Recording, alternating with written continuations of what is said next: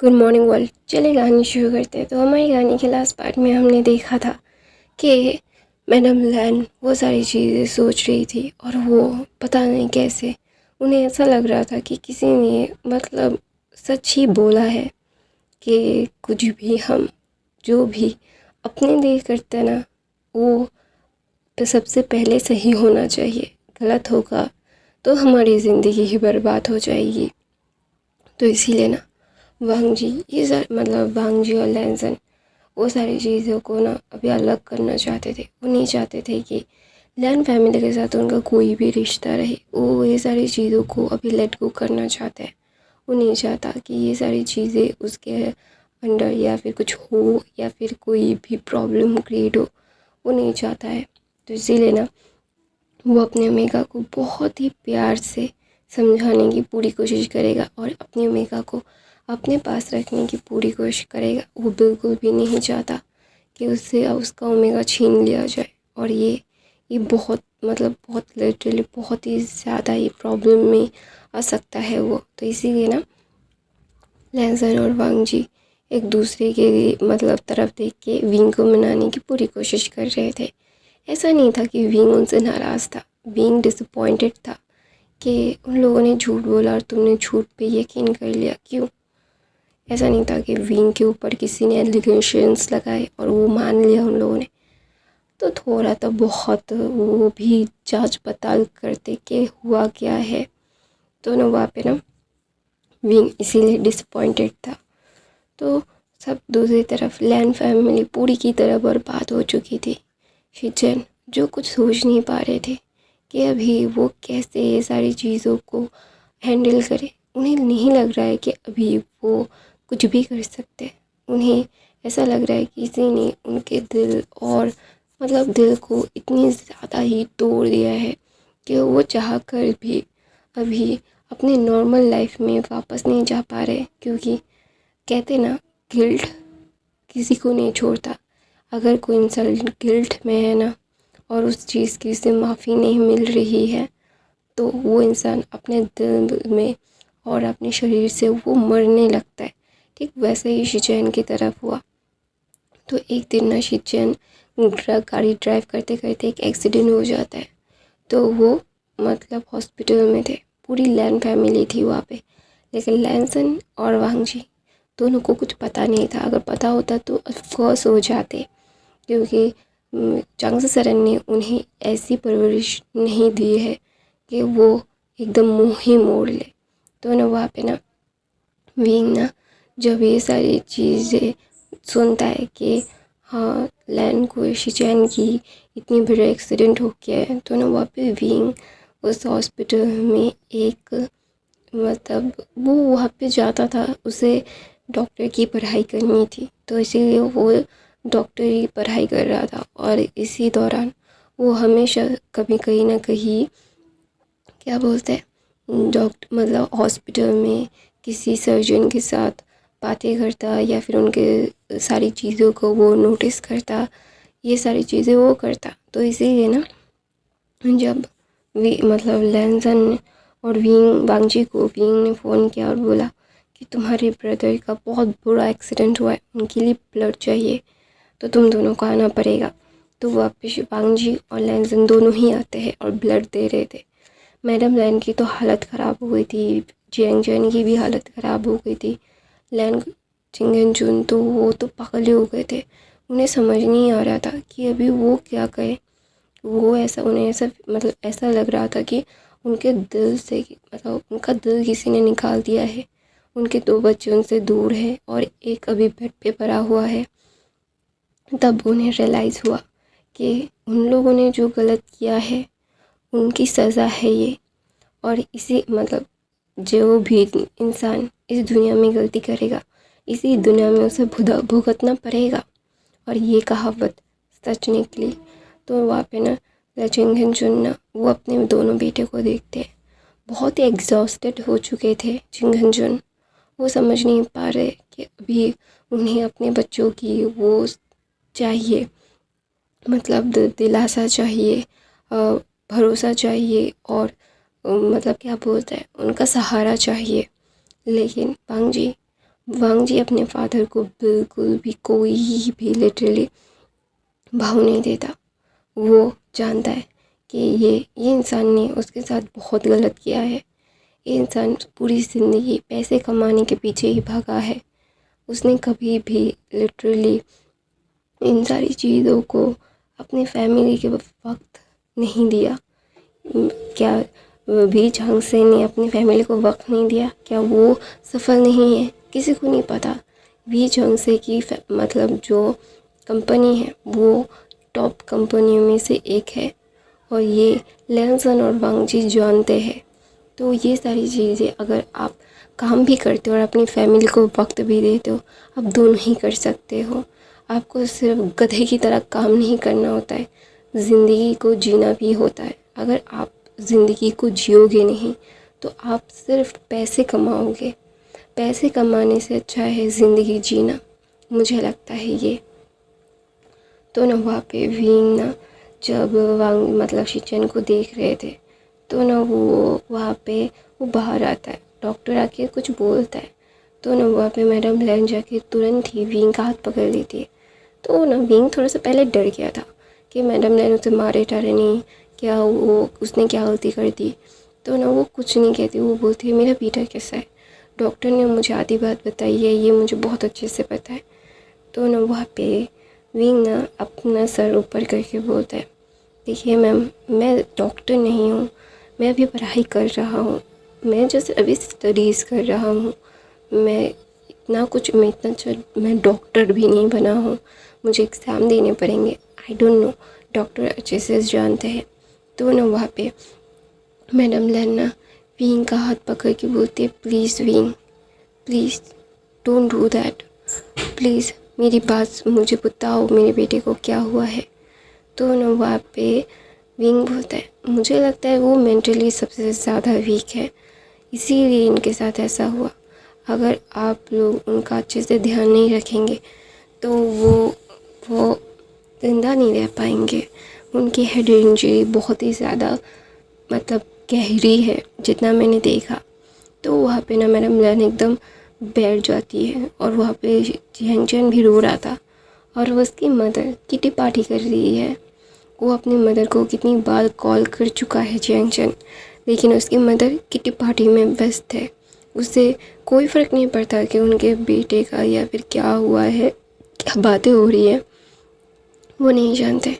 तो ना वहाँ पे विंग ना जब ये देखता है वो ना बिल्कुल समझ नहीं पाता कि कैसे उन लोगों को कंसोल करे, उन दो मेगास को, क्योंकि सब लोग लिटरली ये सारी चीज़ें जानते हैं। तो ना वहाँ पे विंग ना जब ये सारी चीज़ें हैंडल नहीं कर पा रहा था, वो जैंगचन के पास जाता है और बोलता है तुम्हें संभलना होगा, अगर तुम नहीं संभलोगे तो तुम अपने अल्फा का ध्यान कैसे रखोगे। तो ना वहाँ पे जियांगचन ना विंग को हक करके रोने लगता है और दूसरी तरफ से मैडम लैन को विंग कैसे संभाले, उसके पास अभी मतलब एक ही कंधा है तो वो दोनों को नहीं दे सकता, दोनों को कंसोल नहीं कर सकता। तो उसने अपनी मदर को बुला लिया। हाँ, इन लोगों ने जितना भी बुरा किया होगा लेकिन वो इंसानियत भूल नहीं सकते। शिचैन को मैं झांगसी सरन कितना प्यार करती है ये विंग जानता है।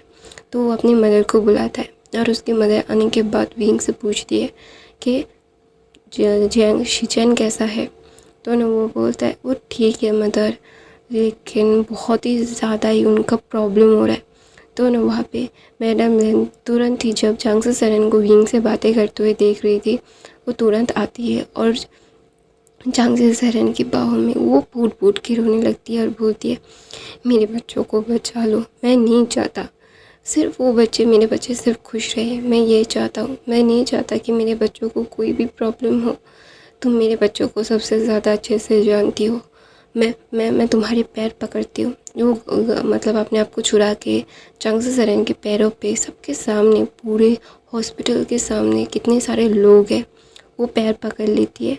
क्योंकि मतलब मैडम लैन जानती है झांगसी सरन दिल की कितनी अच्छी है, वो उनके बेटों को अच्छे से जानती है। ये सारी चीज़ों को जानने के बाद वो बहुत अच्छा एक क्या बोलते हैं वो कर सकती है सारी चीज़ों को ठीक। तो इसीलिए ना विंग ना अपने मदर की तरफ देखता है और वो वहाँ से चला जाता है, क्योंकि ये उसकी मदर का डिसीजन है। वो चाह कर भी कुछ नहीं बोल सकता। उसकी मदर चाहेंगी तो जो होगा तो होगा। तो ना वहाँ पे उसकी मदर ना मैडम लैन को उठाती है और बोलती है, तुम क्या कर रही हो ये, मैं हूँ ना यहाँ पे, सब संभाल लूँगा, तुम अपने आप को संभालो।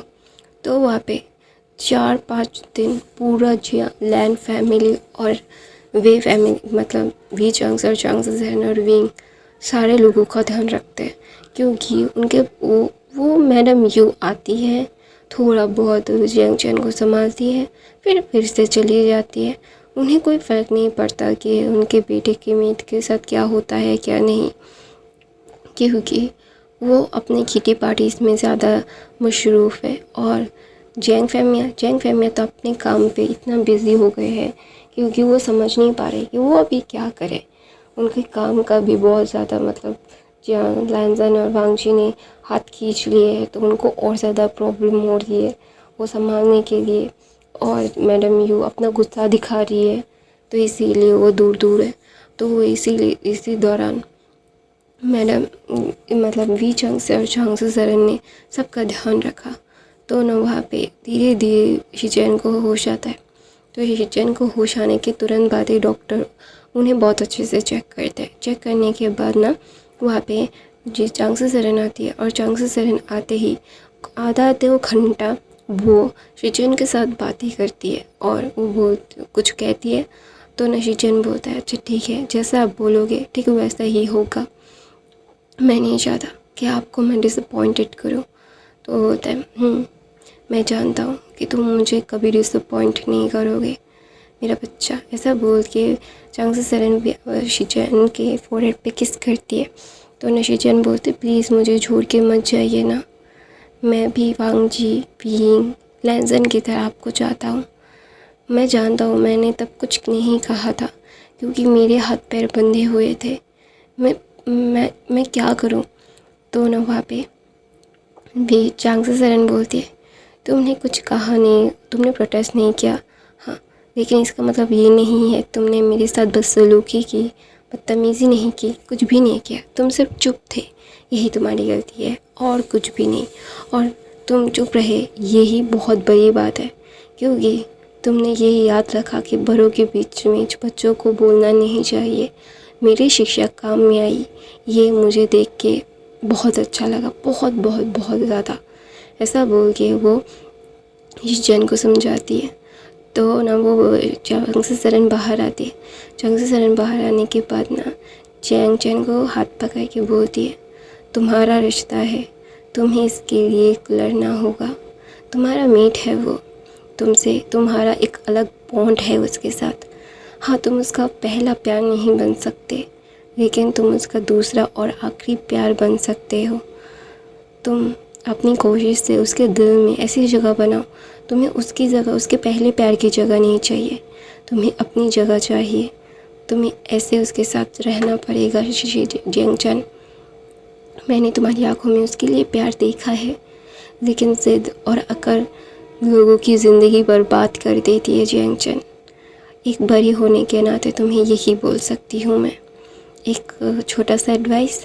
तो ना जियांग चैन मतलब चांग से सरन की बाहों में चला जाता है और रोने लगता है। हाँ, चांग से सरन की बारे में उसने बहुत सुना था कि चांग से सरन ऐसी है बच्चों के साथ, वो बहुत फ्रीली सबको समझा लेती है, बहुत अच्छे से समझा लेती है शॉर्ट में।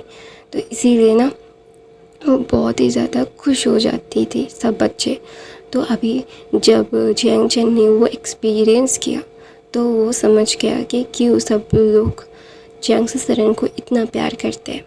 तो दूसरी तरफ से वांगजी और विंग और लैंसन तीनों ही वो ना, मतलब विंग उन दोनों को मतलब पनिशमेंट पे पनिशमेंट दे रहा था, क्योंकि वांगजी और लैंसन वहाँ से जाना चाहते थे और विंग उसे घूर घूर के लैन फैमिली के पास रख रहा था, क्योंकि अगर वांगजी और लैंसन जाएंगे तो चांग से सरन को बहुत बुरा लगेगा और विंग ये नहीं चाहता।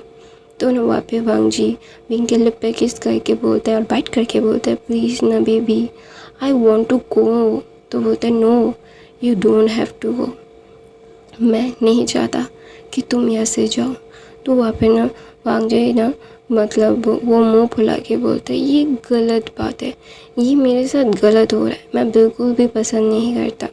तो वहाँ पे ना विंग ना जस्ट वांग जी की तरफ देखते हैं और वह लैंजन की तरफ देख के बोलते हैं तुम दोनों कहीं नहीं जा रहे हो, अगर मुझसे शादी करना है तो यहाँ पे रहना पड़ेगा फैमिली के साथ। तो वहाँ पे ना लैंजन और वांग जी दोनों ही मतलब मुंह लटका लेते हैं और विंग हंसता है और विंग अपने दोनों अल्फा की गालों पे ना किस करता है और बाइट करता है और बोलता है आई नो माई क्यूटी अल्फाज but you have to do that. ऐसा बोल के वो ऐसे चला जाता है। उसके जाने के बाद ना लैंजन बोलता है अगर हम उसे अपने पास ऐसे रख सकते हैं तो मैं कुछ भी करने के लिए तैयार हूँ। तो वहाँ पे लैंसन भी बोलता है हाँ। तो ऐसे ही दिन बीतते रहते हैं और वहाँ पे ना मैडम ये गुस्से में तिल मिला रही थी क्योंकि वो उनका बेटा भी उनका बात नहीं सुन रहा था। वो मतलब जब फ़ोन करती थी तो ना वांग जी जैंग हमेशा बोल देता मैं अभी बिज़ी हूँ माँ, मेरे हस्बैंड के लिए मुझे ये करना है वो करना है। तो ना वहाँ पे मतलब लैन जिचेन का बहुत अच्छे से जैंक्शन ध्यान रखता है। तो वहाँ पे मैडम लैन पूरे मतलब जब हॉस्पिटल के सामने जब सब लोग जा रहे थे घर, तो ना वहाँ पे उसका पैर पकड़ के बोला था प्लीज़ मुझे तुम्हारे घर में रहना है, मैं मैं मैं मैं, मैं नहीं चाहता मैं मेरे बच्चों से दूर रहना, प्लीज़ तुम हमारे साथ रहो या फिर मैं तो हम लोग तुम्हारे साथ रहेंगे और जो भी करना है करो, प्लीज़ हमसे अलग मत हो प्लीज़। ऐसा बोल के वो बोलता है मेरे घर को बचा लो, मैं नहीं मैं ये सारी चीज़ें बिल्कुल नहीं तोड़ना चाहता, प्लीज़ प्लीज़ प्लीज़। और मैं चाहता हूँ कि वांग जी लैंसन और विंग की शादी जल्द से जल्द हो जाए।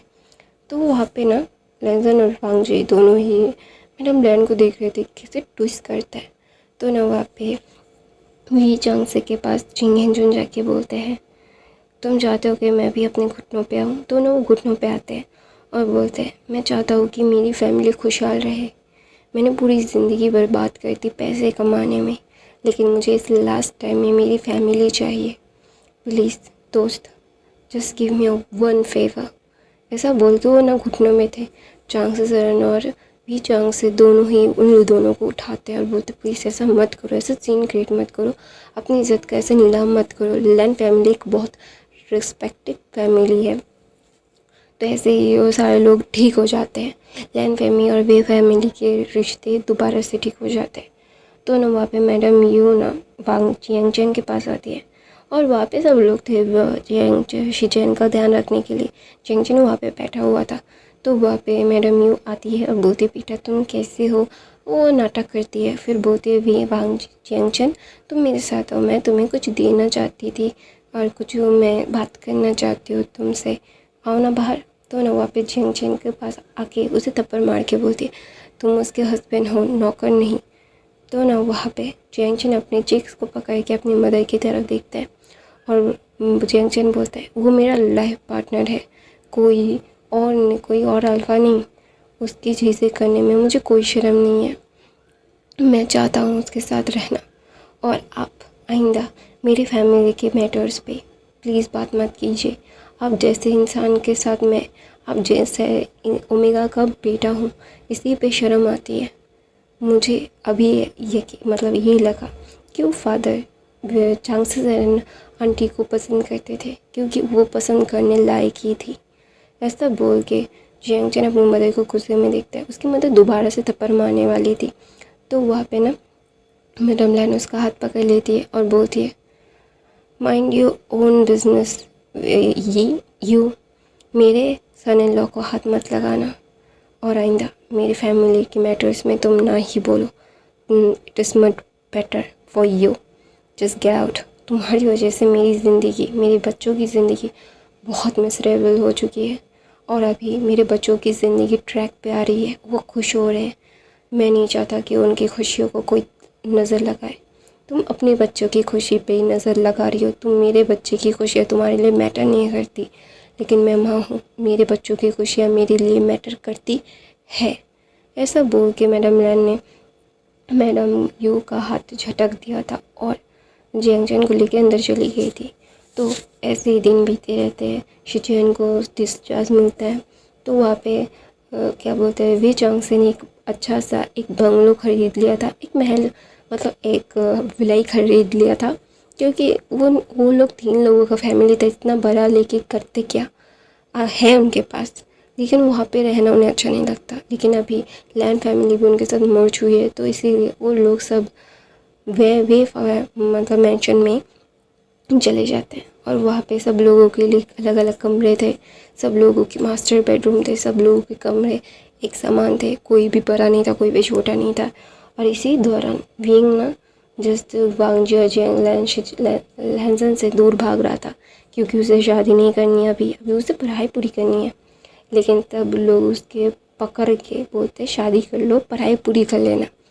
तो वो अपने दोनों अल्फाज के सामने देखता है, उसके अल्फाज उसको लस्ट भरी नज़रों से देख रहे हैं। अभी वो 19 साल का हो चुका है, तो ना वहाँ पे विंग ना जस्ट अभी देख रहा है और वो बोल रहा है नहीं। तो उसकी मदर बोलती है तुम्हें शादी करनी पड़ेगी विंग। तो ना वहाँ पे विंग के पास कोई ऑप्शन नहीं था। विंग अपनी मदर से बहुत प्यार करता है, क्योंकि उसकी मदर सबसे sweetest mother in the world है, उसे लगता है। तो इसीलिए तो उसकी मदर ने बोला, तो वहाँ पे ना लैंसन वांगजी और विंग की शादी की तैयारियाँ हो रही थी। वांगजी विंग को इतना परेशान करता था ना, इसी दौरान उसने विंग को कितना ज़्यादा टॉर्चर किया है, मतलब रोमांटिकली टॉर्चर किया है वो, मतलब नेक्स्ट लेवल है। वांगजी और लैंसन मतलब थोड़ी देर लैंसन थोड़ी देर वांगजी ऐसे परेशान करता था। विंग परेशान हो चुका था, लेकिन वो चाह कर भी कुछ नहीं कर सकता, क्योंकि उसके अल्फाज बहुत अडोरेबल है। और विंग और वांगजी ना मतलब एक दूसरे के मतलब वो लड़ते झगड़ते, लेकिन प्यार भी बहुत ज़्यादा करते। वांगजी लैंसन विंग की शादी के सारे प्रिपरेशन ये मतलब सब लोग मिल के कर रहे थे, सब लोग बहुत खुश थे। तो वहाँ पे वांग जिशन और मेंग्या होता है, बोलते तुम लोग ऐसा नहीं कर सकते, मैं तुमसे प्यार। तो ना वहाँ पे वांगजी और लैंसन दोनों को पकड़ के बोलते फेंक डालो, मेरे ओमेगा के आसपास भी नहीं नज़र आना चाहिए ये इंसान, ये 2 इंसान मुझे नहीं चाहिए, फैमिली कोई भी। तो वहाँ पे ना मैडम नैन बोलती हाँ फेंक दो फेंक दो, मैं भी कोई मतलब और दूसरा कोई ड्रामा नहीं चाहती, अभी मैं बुढ़ी हो रही हूँ, मुझे अभी अपने पोता पोती को खिलाना है और एक अच्छी सी लाइफ बितानी है। ऐसा बोल के मैडम लैन कॉफ़ी पीने लगती है। तो दूसरी तरफ से विंग और वांगजी लैंसन की शादी परफॉर्म हो रही थी, और विंग मुंह बना के अपने दोनों अल्फाज को देख रहा था। वो शादी परफॉर्म करता है, तो अचानक से बात जब विंग और लैंसन और वांगजी किस करते हैं, तो विंग के लिप एक ऊपर पे बाइट करता है, एक नीचे पे। तो ना वहाँ पे विंग वांगजी और लैंसन को देखता है। थोड़ी देर जाती है, तो थोड़ी देर के बाद विंग उन दोनों को पीटने लगता है और बोलते तुम दोनों मुझे कभी पहचान से रहने नहीं दोगे।